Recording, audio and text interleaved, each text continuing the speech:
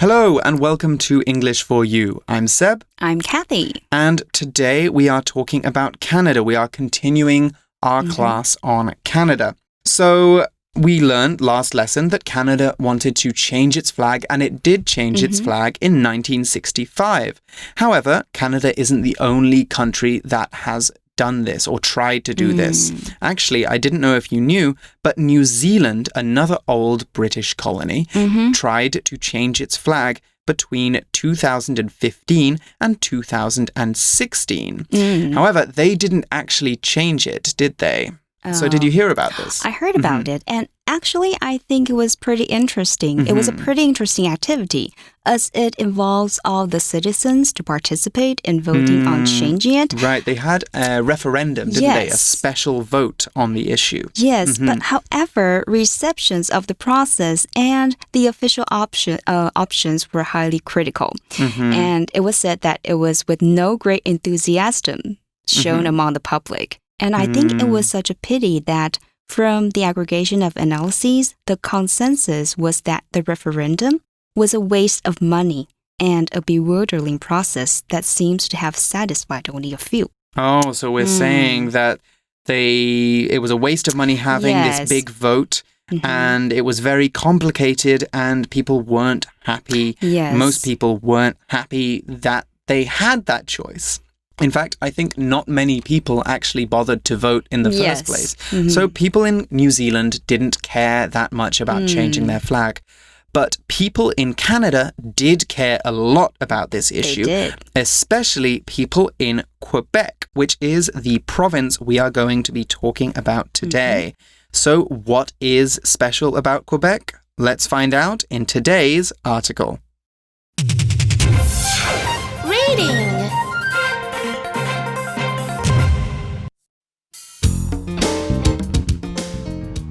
Fun facts. French Canadians are proud of their culture, and they have a complex relationship with the rest of the country. The French established the first European settlements in Canada around 1600, though the British took control about 150 years later. The King of Great Britain allowed the French people to use France's legal system and form communities around their language. This is how the province of Quebec came to be. Today, visiting Quebec feels like stepping into another country. Its houses and architecture display a unique French style that dates back to the 1600s.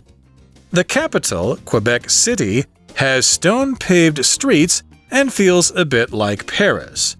Meanwhile, Montreal, Canada's second-largest city, features a mix of many cultures. In 1980 and 1995, Quebec held votes on separating from Canada. Both times, the vote for independence failed, but Quebecers still sometimes elect separatist parties. This helps them achieve rights to govern themselves differently from the rest of Canada. Some Canadians in other provinces resent Quebec's special legal benefits. But Canada's French and English cultures are like a family. Sometimes they fight, but in the end, they would rather stay together than be apart. Okay, so our article begins. French Canadians are proud of their culture, and they have a complex relationship with the rest of the country. Well, that's strange. Why are we saying that they're French Canadians? Are they Canadians that came from France and moved to Canada? Not quite. They're actually people who have their culture originally coming from France, but have been in Canada for hundreds and hundreds of years. Most of these people live in a place called Quebec, a very big province in the east of Canada. It's bigger than most European countries, actually. However, they have a complex relationship with the rest of Canada. Now, complex is an adjective, and when something is complex, it has lots of parts to it and it's difficult to understand, or it's difficult to talk about. When we're talking about French Canadians having a complex relationship with the rest of the country, we're saying that there are lots of good things and bad things to their relationship with Canada. I will get more into why this is later on, but first let's look at an example sentence for complex. This math problem is too complex. I don't know how to solve it. So we're saying that this math problem has lots of parts, it's probably very difficult, and it's probably very high-level math. Yes. And that's why I can't solve it. It's too complex. 今天看到的第一个单字是 complex, 复杂的。名词的话是 complexity, 指复杂性。例如像我们今天要讨论的文章，我们就可以说呢，这里面的内容包含极为复杂的政治议题。A political problem of great complexity. We see in the next sentence of the article that the French established the first European settlements in Canada around 1600, though the British took control about 150 years later. Right, they did. They had a war with France and they took a lot of France's territory, remember that word? Out of Canada, yes. And they took this territory for themselves and it became a big British colony. They established a big British colony. Now, when we establish something, we set it up or we make it. The article is telling us that French people built Canada's first European settlements. Settlements, by the way, is a word we use to describe villages, towns, and very small groups of houses. You don't have to literally build something to establish it, though. You could establish a rule, you could establish a system, or you could establish a company. That means you start the company. That last one is just like our example sentence.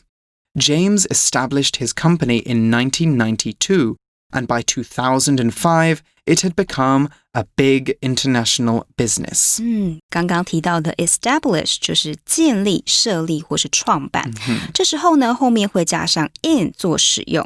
例如 Our hospital was established in 1950. Another phrase which we see here is take control, 掌握或是掌控控制。后面是加上 of, take control of something or someone. People who tend to be more aggressive will like to take control of things, or you can say take control over someone. It sounds more like you're on the top and controlling everything. So the article continues, the King of Great Britain allowed the French people to use France's legal system and form communities around their language.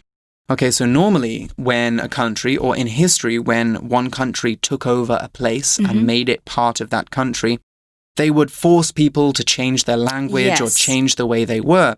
However, the King of Great Britain at the time didn't want them to change. I'm not sure why this was exactly, but he let them continue to have their language and to continue French traditions. Yes, that was pretty good. 这里提到的 community 就是社区，这个字也可以解释为呢一般的社会或是公众的意思。例如 He did it for the good of the community. 他为了公众的利益而做这件事情。So it seems like the King of Great Britain was quite nice to the French people by allowing them to use their legal system and to form communities around their language. Yes, the article says this is how the province of Quebec came to be. Okay, so we saw that word province there. We've used it a few times. Yes. Kathy, can you tell us a little bit more about the word province? Okay, province 呢，这个字是省份或是州。举个例子 British Columbia is a province of Canada. 不列颠的这个哥伦比亚是加拿大的一个省。那这个字也可以用来表示特定动植物的生存地区。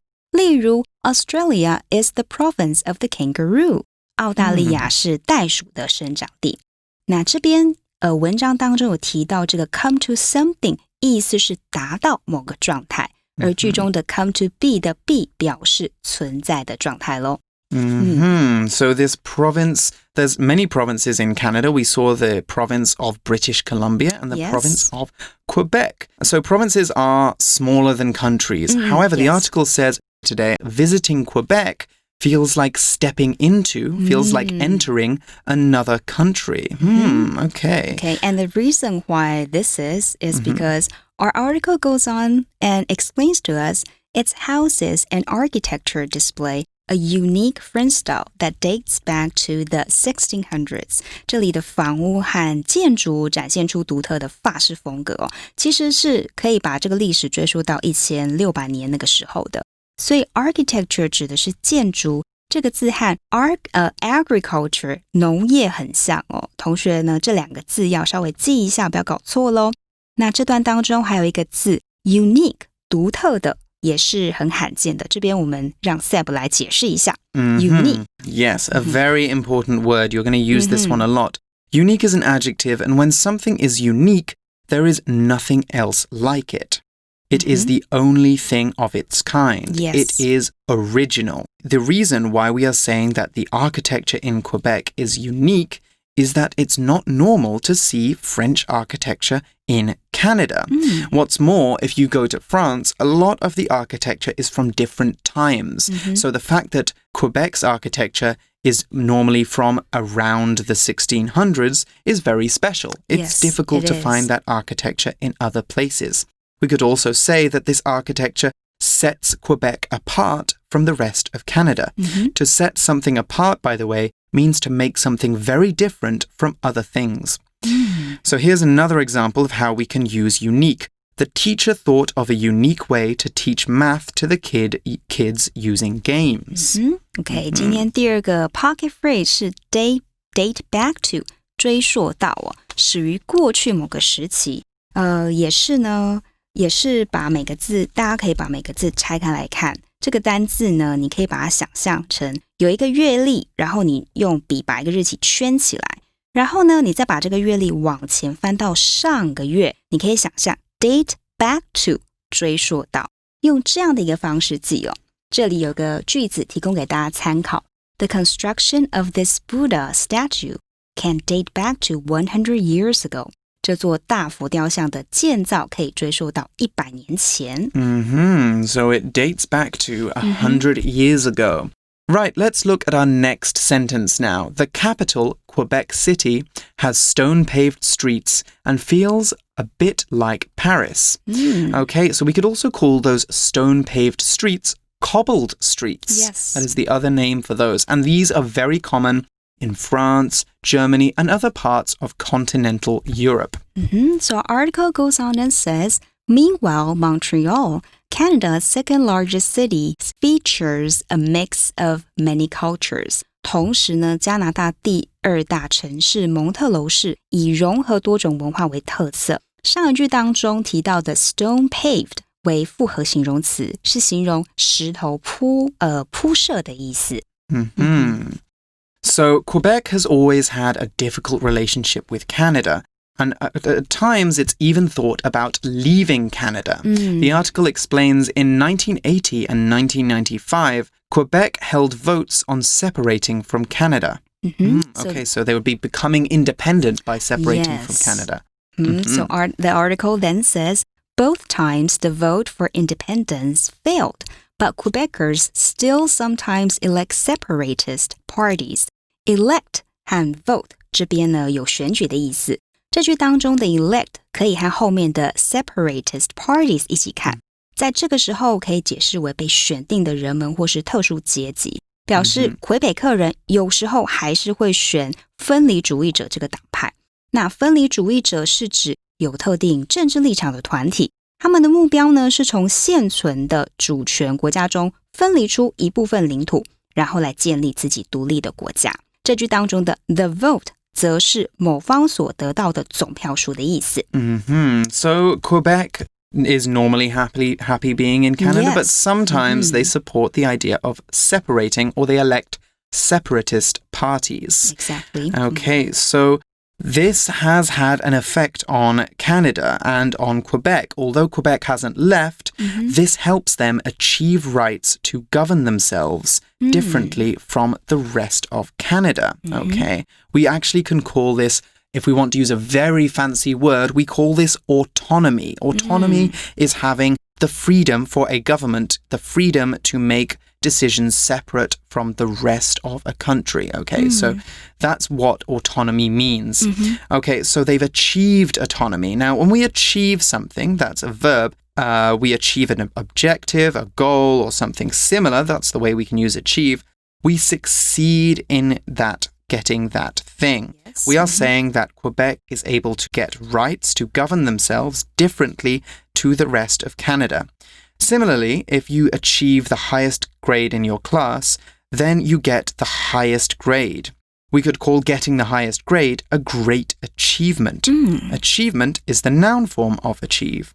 So what do we call it when you don't achieve your goal?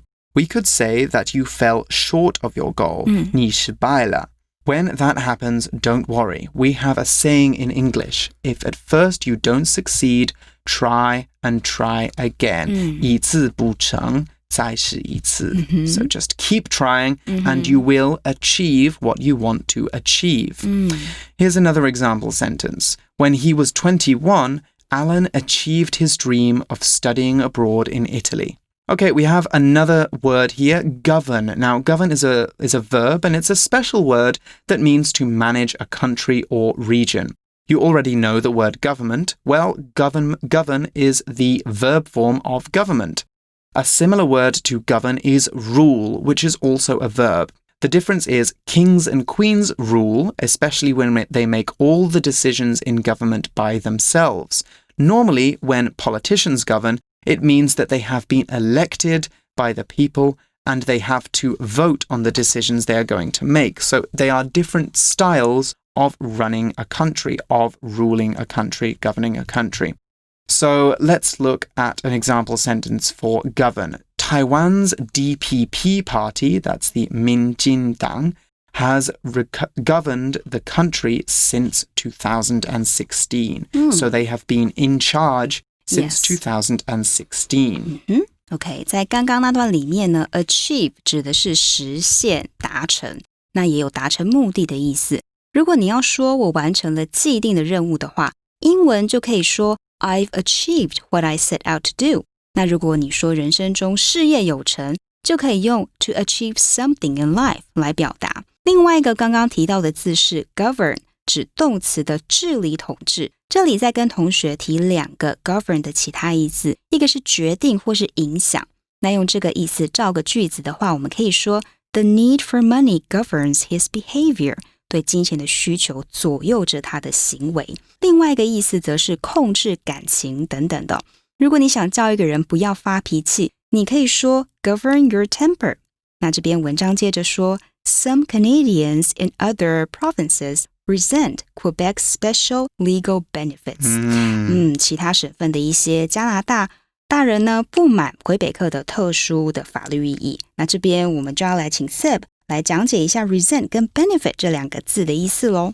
Right, let's start with the word resent. Now, resent is a verb, and when we talk about someone resenting something, we're saying that they're angry about it and almost a little bit bitter about it. So not so happy or a bit angry that something's happening. So these provinces, these other Canadian provinces, are not happy that Quebec gets special legal benefits. They resent it. I could also say that if my mother preferred one of my siblings to me, maybe my mother liked my sister more than me. This is an example, not the truth.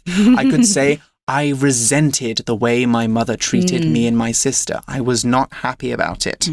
But luckily, that is just an example. Great. One benefit of being in my family is I have a great mom. Now, benefit is our next word. And benefit is a noun. And when we talk about the benefits of something, we mean the good things that happen because of that thing. For example, the benefits of going running every week include improving your health, helping you lose weight, and making you faster. We wouldn't use benefits for talking about smoking, however. Then we would talk about the side effects or the disadvantages. Side effects are the unintended things that happen when you do something, such as take medicine. Disadvantages, meanwhile, are all the bad things that happen as a result of you doing something. A disadvantage of smoking, for example, is that it can give you certain diseases. So here's an example sentence. A benefit of speaking English every day is that it helps you improve and makes you speak English faster than before. Okay, so there's a lot going on here. It's a difficult relationship. Some people in Quebec, some Quebecers are not that happy about how things are, and some people in other provinces think that Quebec should have less freedom. Yes. But the article says this is not such a problem. But Canada's French and English cultures are like a family. Sometimes they fight, but in the end, they would rather stay together than be apart. Okay, so that's a good thing, but to understand why that's a good thing, we need to look at our grammar point, don't we? Yes. Okay, 这边最后要提到的片语是 would rather than， 它的用法是 would rather 加上第一个动词 than 加第二个动词，可以表示成宁愿怎么样而不愿怎么样，喜欢什么东西胜过呢另外一个东西的意思哦。那同学也可以用下面的替代用法，像是 prefer to 加V1 rather than 加 V2 的意思，这个也等于 prefer 加 V1 ing to V2 ing， 喜欢 V1 胜过 V2。 Here's an example for this grammar. I would rather go to bed than watch the baseball game. Okay. So in the end, it seems that Canada is one big happy family. Yes. Things work, they might fight, but things are okay. All right, well, that is all the time we have to talk about Canada's amazing French province, Quebec. But we do have time for one For You Chat question, so let's check that out now.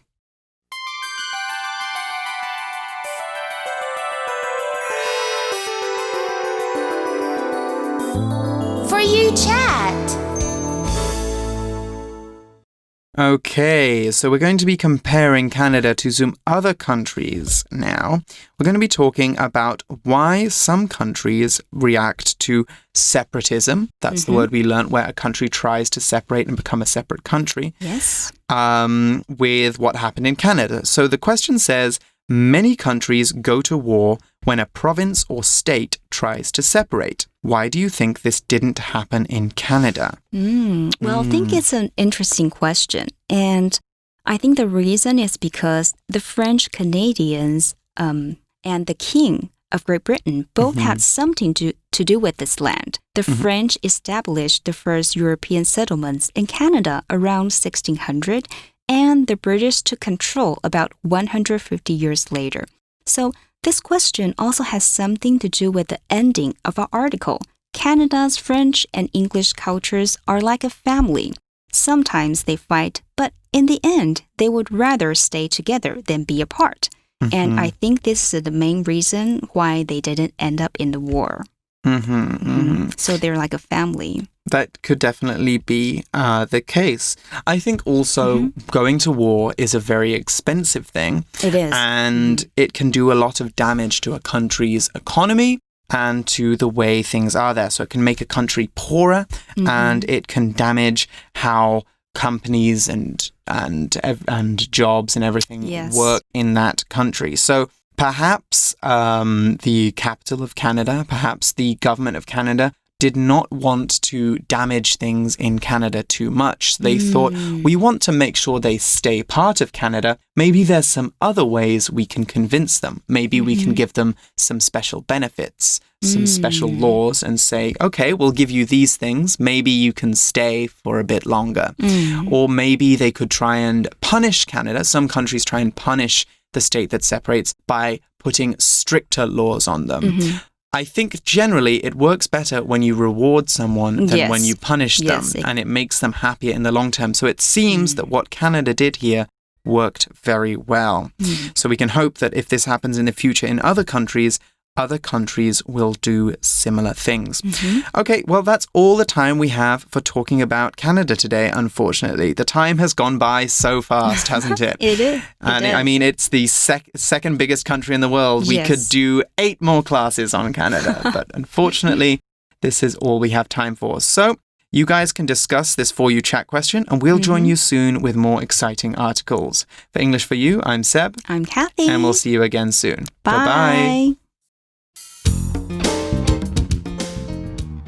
Fun facts.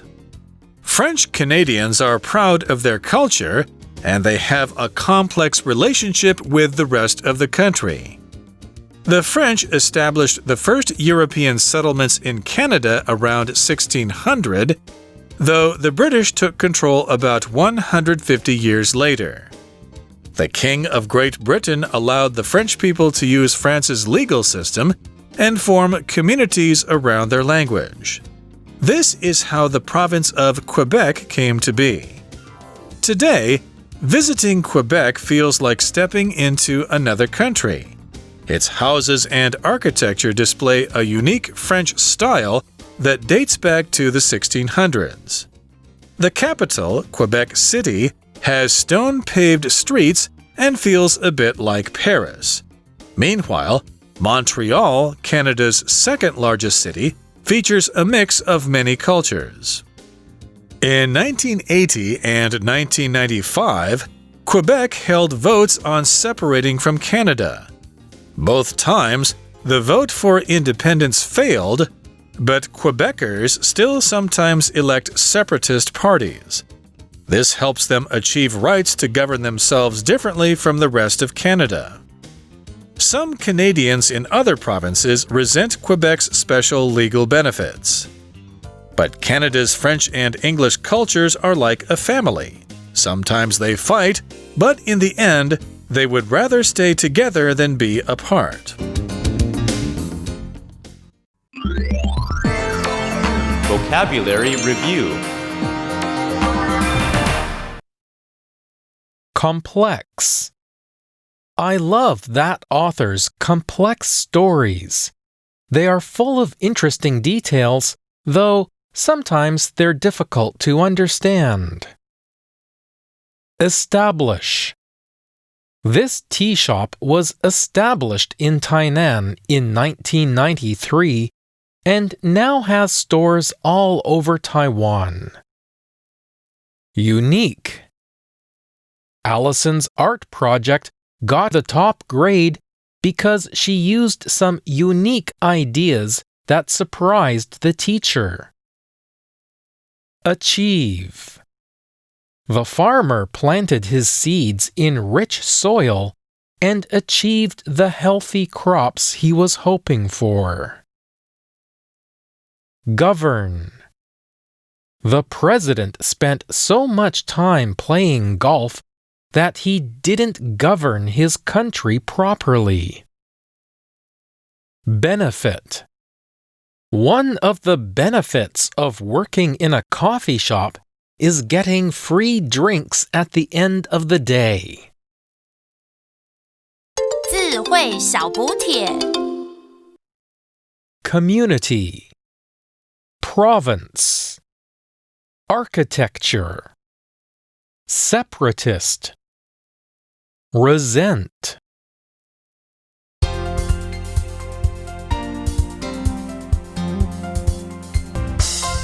以上节目是由活用空中美语制作，活用空中美语杂志，请洽询全国各大书店。